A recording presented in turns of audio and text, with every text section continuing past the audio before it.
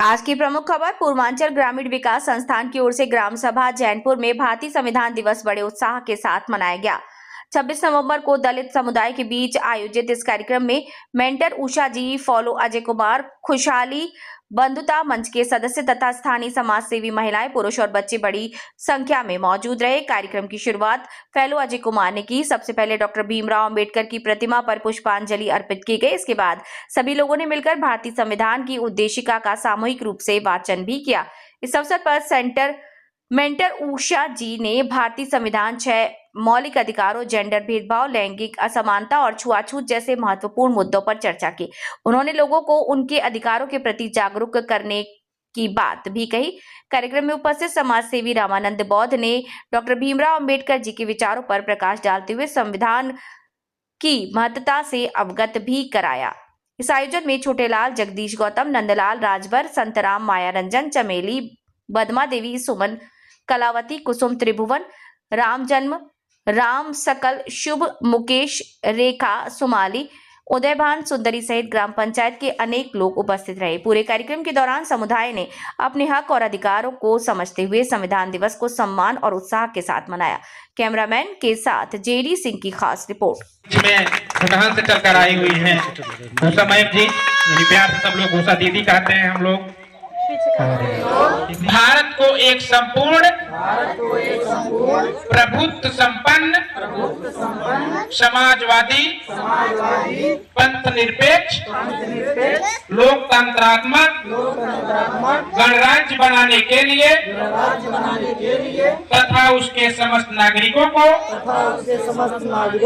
सामाजिक, आर्थिक और राजनैतिक न्याय विचार, अभिव्यक्ति, विश्वास, धर्म और उपासना की स्वतंत्रता, प्रतिष्ठा और अवसर की समानता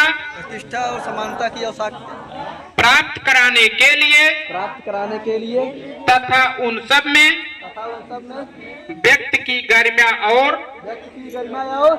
राष्ट्र की एकता और अखंडता सुनिश्चित करने वाली बंधुता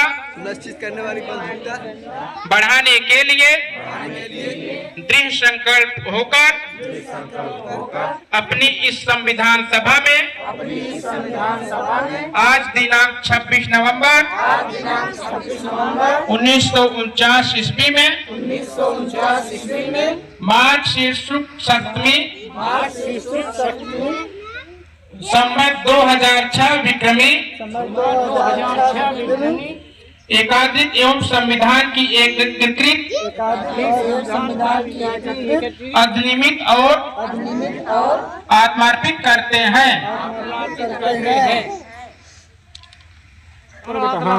चलिए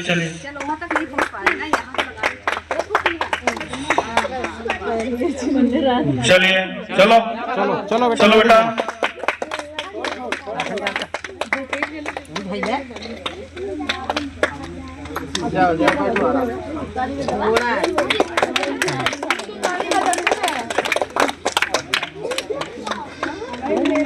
फूल खबर रख दिए थाली में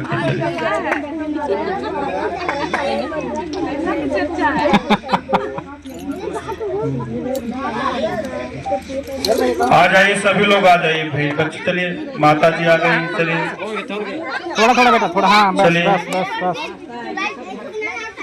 सभी लोग आ जाओ, फूल उठा कर रखते रहिए ना बच्चे। और अपने अपने स्थान सभी लोग बैठ जाएं, जो पुष्प अर्पित किए हैं वो बैठ जाएं। बच्चे आगे बैठ जाएं, सबसे आगे बच्चे बैठेंगे, एकदम सबसे आगे आ जाएं बच्चे। बैठ जाओ। हाँ, बैठ जाओ।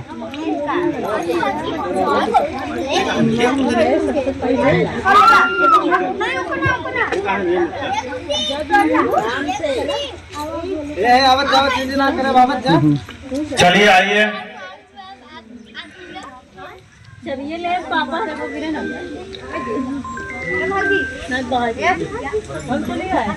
अजय जी करवाइए, बुलवाइए सबको जिसको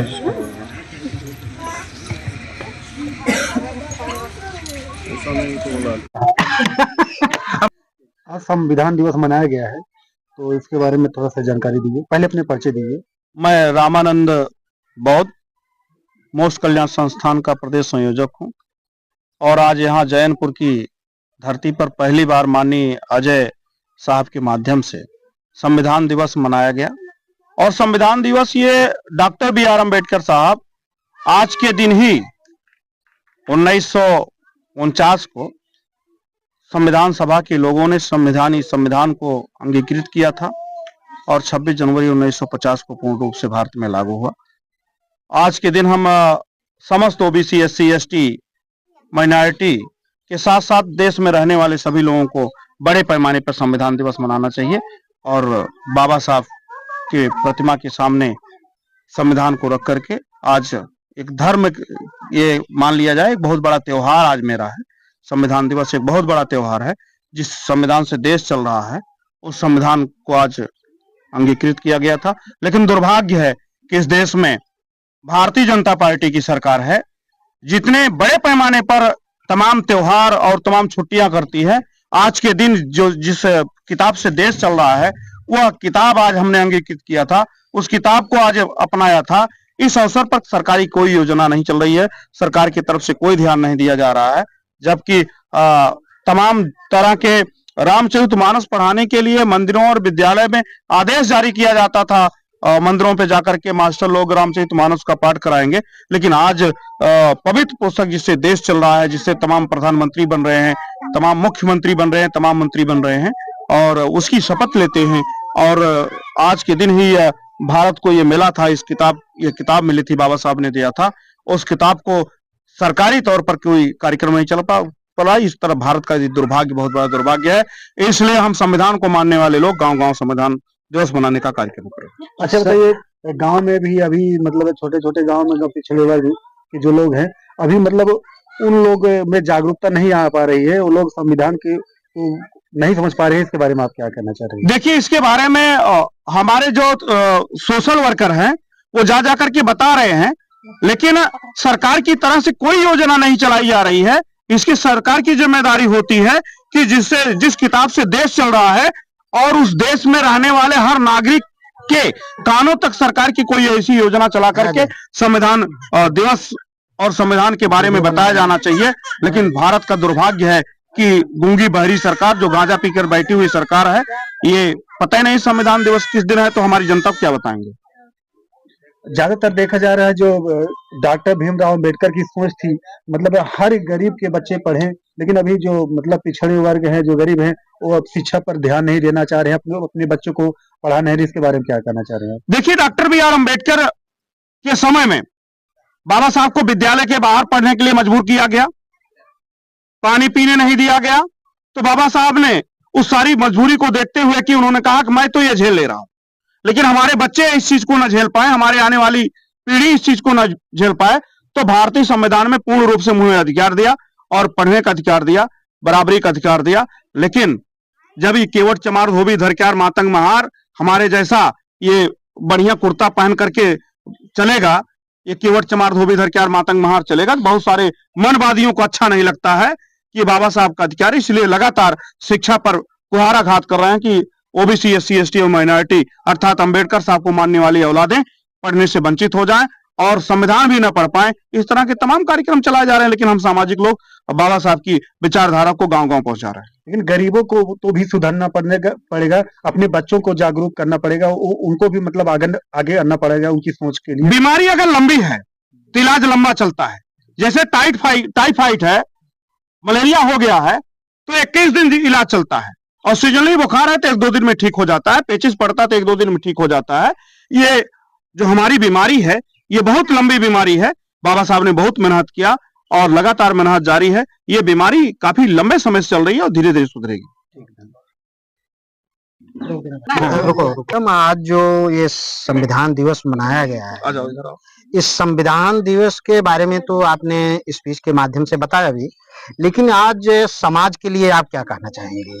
जो आज पीछे जा रहे हैं, पाखंड में पड़ रहे हैं, इसके लिए आप क्या कहना चाहती हैं? समाज को किस तरीके से दिशा दिखाना चाहती हैं? नहीं, मैं तो एक चीज तो मैं जो पहली बार मैं इस गांव में आई हूँ, एक तो पहली बार जो इस गांव की स्थिति को समझ पाई हूँ तो अभी जब हम लोगों ने आज तो हम लोगों ने 176वीं संविधान दिवस मनाए हैं इस गांव में, और इस गांव में पहली बार संविधान दिवस मनाया गया है। कि एक तो यह है कि जो हम लोगों ने आज यह पहला संविधान दिवस इस गांव में मनाया है, तो एक तो इसका मैसेज लोगों में जा रहा है कि संविधान दिवस भी हमारे लिए महत्वपूर्ण है।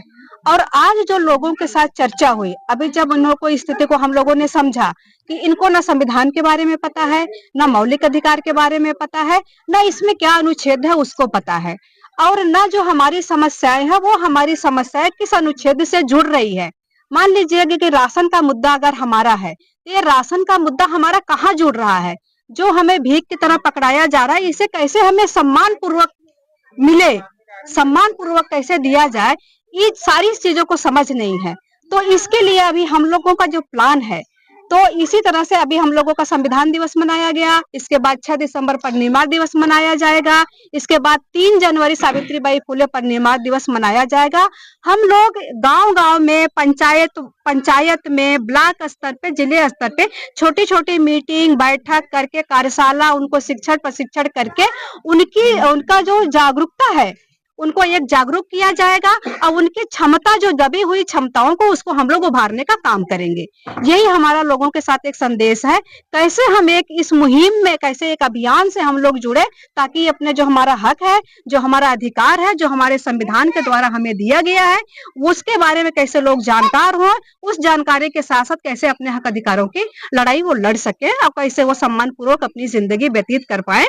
इसके लिए हम लोगों ने इस मुहिम को अभी चला रहे हैं। मैम, कहीं न कहीं आप जो है एक महिला भी हैं, आज जो है इस समाज में आप आई भी हैं, और अभी कुछ लोग जो है, जैसे महिलाएं हैं, आप महिला के बारे में समझ रही हैं, लेकिन कुछ लोग ऐसे लोग हैं कि अपने बच्चों को, बच्चियां जो हैं उनको पढ़ने के लिए हाई स्कूल इंटर करा देते हैं, उसके बाद उनको रोक लगा देते हैं, नहीं पढ़ पाते हैं। कुछ लोग ऐसे हैं, उसके लिए आप क्या संदेश दे रहे हैं? उसके लिए अभी हम लोग एक करे हैं कि अभी देखिए, जब भी अगर हम सरकार की पॉलिसी अगर देखें, एक तो यह है कि शिक्षा को खत्म किया जा रहा है ना। जब हम शिक्षा की बात करते हैं, बड़े गर्व से बात करते हैं कि शिक्षा वो शेरनी का दूध है, जो पिएगा वो दहाड़ेगा। लेकिन आज क्या हो रहा है, आज शिक्षा को खत्म किया जा रहा है।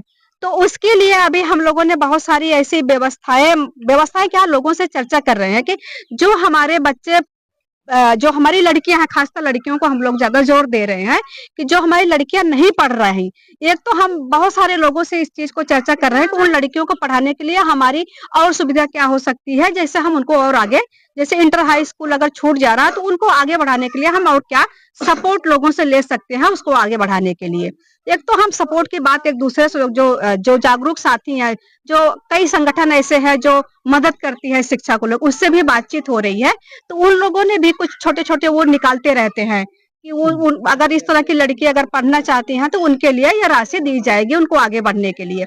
तो उनसे भी हमारी संपर्क हो रही है और बातचीत हो रहा है। गार्जियन के साथ भी ये, क्योंकि गार्जियन में भी बहुत सारी कमियां हैं। तो गार्जियन को यह होता है कि लड़का पढ़ ले, लड़की ना पढ़े ना, उसके अंदर जो भेदभाव है, तो उसको खत्म करने के लिए कि भेदभाव ना हो, लड़की और लड़का दोनों बराबर हैं, उनको कैसे समझा जाए और दोनों को कैसे समान शिक्षा दिया जाए, इसके बारे में गार्जियन के साथ हम लोग मीटिंग करते हैं, उनसे बातचीत करते हैं। बाकी उन लड़कियों के साथ बहुत सारी लड़कियों के साथ जब हम लोगों की बात हुई, तो उन्होंने कहा कि हमारी आर्थिक स्थिति ठीक नहीं है, इसलिए हमें जो है हमें आगे नहीं पढ़ाया गया। बहुत सारी लड़कियां ऐसे कहती हैं कि हमें भाई को तो पढ़ा रहे हैं, लेकिन हमें नहीं पढ़ा रहे, हमें कह रहे हैं कि क्या करोगी ये पढ़ के, इतना बहुत है, तो दूसरों के घर जाना पराया है।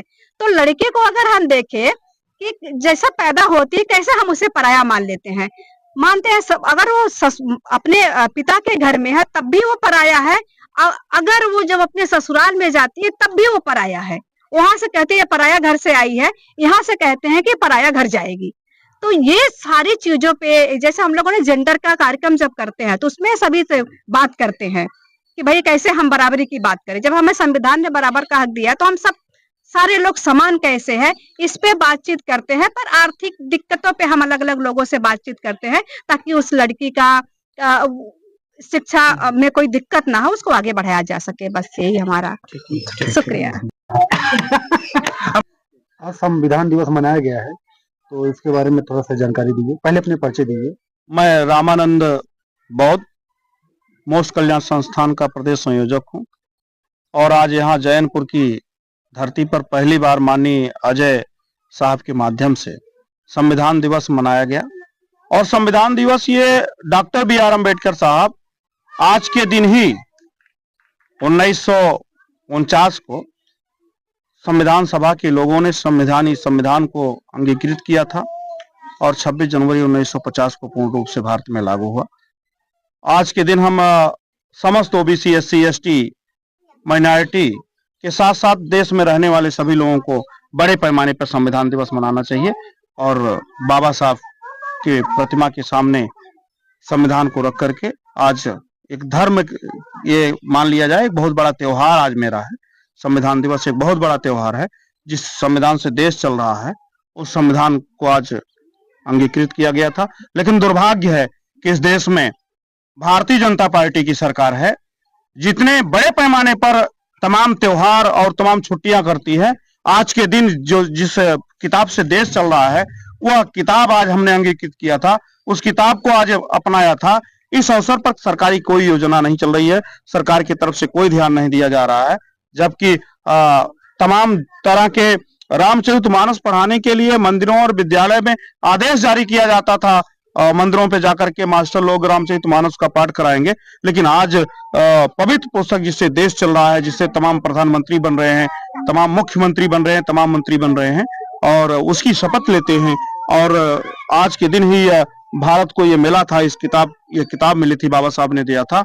उस किताब को सरकारी तौर पर कोई कार्यक्रम नहीं चल पड़ा। इस तरह भारत का दुर्भाग्य, बहुत बड़ा दुर्भाग्य है। इसलिए हम संविधान को मानने वाले लोग गांव-गांव संविधान दिवस मनाने का कार्यक्रम करें। अच्छा बताइए, गांव में भी अभी मतलब छोटे छोटे गांव में जो पिछड़े वर्ग के जो लोग हैं अभी मतलब उन लोग में जागरूकता नहीं आ पा रही है, वो लोग संविधान के नहीं समझ पा रहे हैं। इसके बारे में आप क्या कहना चाह रहे हैं? देखिए, इसके बारे में हमारे जो सोशल वर्कर हैं वो जा करके बता रहे हैं, लेकिन सरकार की तरफ से कोई योजना नहीं चलाई जा रही है। इसकी सरकार की जिम्मेदारी होती है कि जिस किताब से देश चल रहा है और उस देश में रहने वाले हर नागरिक के कानों तक सरकार की कोई ऐसी योजना चला करके संविधान दिवस और संविधान के बारे में बताया जाना चाहिए।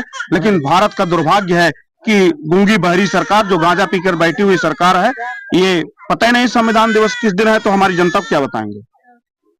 ज्यादातर देखा जा रहा है जो डॉक्टर भीमराव अम्बेडकर की सोच थी, मतलब हर गरीब के बच्चे पढ़ें, लेकिन अभी जो मतलब पिछड़े वर्ग हैं, जो गरीब हैं, वो अब शिक्षा पर ध्यान नहीं देना चाह रहे हैं, अपने बच्चों को पढ़ा नहीं रहे। इसके बारे में क्या कहना चाह रहे हैं? देखिए, डॉक्टर B.R. अम्बेडकर के समय में बाबा साहब को विद्यालय के बाहर पढ़ने के लिए मजबूर किया गया, पानी पीने नहीं दिया गया।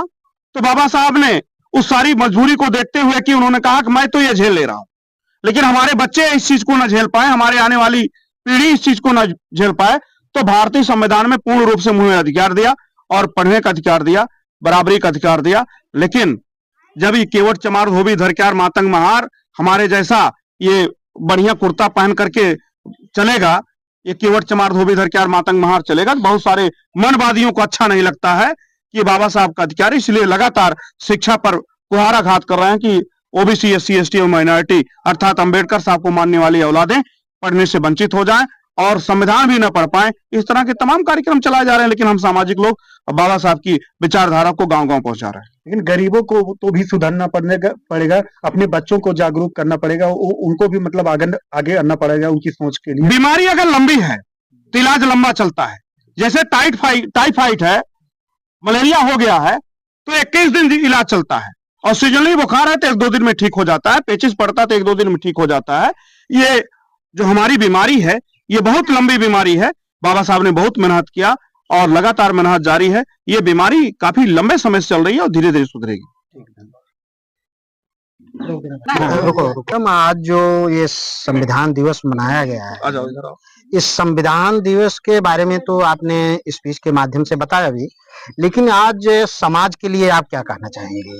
जो आज पीछे जा रहे हैं, पाखंड में पड़ रहे हैं, इसके लिए आप क्या कहना चाहती हैं? समाज को किस तरीके से दिशा दिखाना चाहती हैं? नहीं, मैं तो एक चीज तो मैं जो पहली बार मैं इस गांव में आई हूँ, एक तो पहली बार जो इस गांव की स्थिति को समझ पाई हूँ। तो अभी जब हम लोगों ने आज तो हम लोगों ने 176वीं संविधान दिवस मनाए हैं इस गांव में। और इस गांव में पहली बार संविधान दिवस मनाया गया है कि एक तो यह है कि जो हम लोगों ने आज यह पहला संविधान दिवस इस गांव में मनाया है, तो एक तो इसका मैसेज लोगों में जा रहा है कि संविधान दिवस भी हमारे लिए महत्वपूर्ण है। और आज जो लोगों के साथ चर्चा हुई, अभी जब उन्होंने को स्थिति को हम लोगों ने समझा कि इनको ना संविधान के बारे में पता है, ना मौलिक अधिकार के बारे में पता है, ना इसमें क्या अनुच्छेद है उसको पता है, और ना जो हमारी समस्याएं हैं वो हमारी समस्याएं किस अनुच्छेद से जुड़ रही है। मान लीजिए कि राशन का मुद्दा अगर हमारा है, तो ये राशन का मुद्दा हमारा कहाँ जुड़ रहा है? जो हमें भीख की तरह पकड़ाया जा रहा है, इसे कैसे हमें सम्मान पूर्वक मिले, सम्मान पूर्वक कैसे दिया जाए, ये सारी चीजों को समझ नहीं है। तो इसके लिए अभी हम लोगों का जो प्लान है, तो इसी तरह से अभी हम लोगों का संविधान दिवस मनाया गया, इसके बाद 6 दिसंबर पर निर्माण दिवस मनाया जाएगा, इसके बाद 3 जनवरी सावित्रीबाई फुले पर निर्माण दिवस मनाया जाएगा। हम लोग गांव-गांव में, पंचायत में, ब्लॉक स्तर पे, जिले स्तर पे छोटी छोटी मीटिंग बैठक करके, कार्यशाला, उनको शिक्षण प्रशिक्षण करके उनका जो जागरूकता है उनको एक जागरूक किया जाएगा, और उनकी क्षमता जो दबी हुई क्षमताओं को उसको हम लोग उभारने का काम करेंगे। यही हमारा लोगों के साथ एक संदेश है। कैसे हम इस मुहिम में, कैसे एक अभियान से हम लोग जुड़े, ताकि अपने जो हमारा हक है, जो हमारा अधिकार है, जो हमारे संविधान के द्वारा हमें दिया गया है, उसके बारे में कैसे लोग जानकार हो, उस जानकारी के साथ साथ कैसे अपने हक अधिकारों की लड़ाई वो लड़ सके और कैसे वो सम्मान पूर्वक अपनी जिंदगी व्यतीत कर पाए। इसके लिए हम लोगों ने इस मुहिम को अभी चला रहे हैं। मैम, कहीं न कहीं आप जो है एक महिला भी हैं, आज जो है इस समाज में आप आई भी हैं, और अभी कुछ लोग जो है, जैसे महिलाएं हैं, आप महिला के बारे में समझ रही हैं, लेकिन कुछ लोग ऐसे लोग हैं कि अपने बच्चों को, बच्चियां जो हैं उनको पढ़ने के लिए हाई स्कूल इंटर करा देते हैं, उसके बाद उनको रोक लगा देते हैं, नहीं पढ़ पाते हैं। कुछ लोग ऐसे हैं, उसके लिए आप क्या संदेश दे रहे हैं? उसके लिए अभी हम लोग एक करे हैं कि अभी देखिए, जब अगर हम सरकार की पॉलिसी अगर देखें, एक तो यह है कि शिक्षा को खत्म किया जा रहा है ना। जब हम शिक्षा की बात करते हैं, बड़े गर्व से बात करते हैं कि शिक्षा वो शेरनी का दूध है, जो पिएगा वो दहाड़ेगा। लेकिन आज क्या हो रहा है, आज शिक्षा को खत्म किया जा रहा है। तो उसके लिए अभी हम लोगों ने बहुत सारी ऐसी व्यवस्थाएं क्या लोगों से चर्चा कर रहे हैं कि जो हमारे बच्चे, जो हमारी लड़कियां हैं, खासकर लड़कियों को हम लोग ज्यादा जोर दे रहे हैं कि जो हमारी लड़कियां नहीं पढ़ रही, एक तो हम बहुत सारे लोगों से इस चीज को चर्चा कर रहे हैं कि उन लड़कियों को पढ़ाने के लिए हमारी और सुविधा क्या हो सकती है, जैसे हम उनको और आगे, जैसे इंटर हाई स्कूल अगर छूट जा रहा है तो उनको आगे बढ़ाने के लिए हम और क्या सपोर्ट लोगों से ले सकते हैं उसको आगे बढ़ाने के लिए। एक तो हम सपोर्ट की बात एक दूसरे से, जो जागरूक साथी हैं, जो कई संगठन ऐसे हैं जो मदद करती है शिक्षा को, लोग उससे भी बातचीत हो रही है। तो उन लोगों ने भी कुछ छोटे छोटे वो निकालते रहते हैं कि वो अगर इस तरह की लड़की अगर पढ़ना चाहती हैं तो उनके लिए यह राशि दी जाएगी उनको आगे बढ़ने के लिए। तो उनसे भी हमारी संपर्क हो रही है और बातचीत हो रहा है। गार्जियन के साथ भी ये, क्योंकि गार्जियन में भी बहुत सारी कमियां हैं। तो गार्जियन का यह होता है कि लड़का पढ़ ले, लड़की ना पढ़े ना, उसके अंदर जो भेदभाव है तो उसको खत्म करने के लिए कि भेदभाव ना हो, लड़की और लड़का दोनों बराबर हैं, उनको कैसे समझा जाए और दोनों को कैसे समान शिक्षा दिया जाए, इसके बारे में गार्जियन के साथ हम लोग मीटिंग करते हैं, उनसे बातचीत करते हैं। बाकी उन लड़कियों के साथ हम बहुत सारी लड़कियों के साथ जब हम लोगों की बात हुई तो उन्होंने कहा कि हमारी आर्थिक स्थिति ठीक नहीं है, इसलिए हमें जो है हमें आगे नहीं पढ़ाया गया। बहुत सारी लड़कियां ऐसे कहती हैं कि हमें भाई को तो पढ़ा रहे हैं लेकिन हमें नहीं पढ़ा रहे, हमें कह रहे हैं कि क्या करोगी ये पढ़ के, इतना बहुत है, तो दूसरों के घर जाना पराया है। तो लड़के को अगर हम देखें कि जैसा पैदा होती है कैसे हम उसे पराया मान लेते हैं, मानते हैं सब, अगर वो अपने पिता के घर में है तब भी वो पराया है, अगर वो जब अपने ससुराल में जाती है तब भी वो पराया है। वहां से कहते हैं पराया घर से आई है, यहाँ से कहते हैं कि पराया घर जाएगी।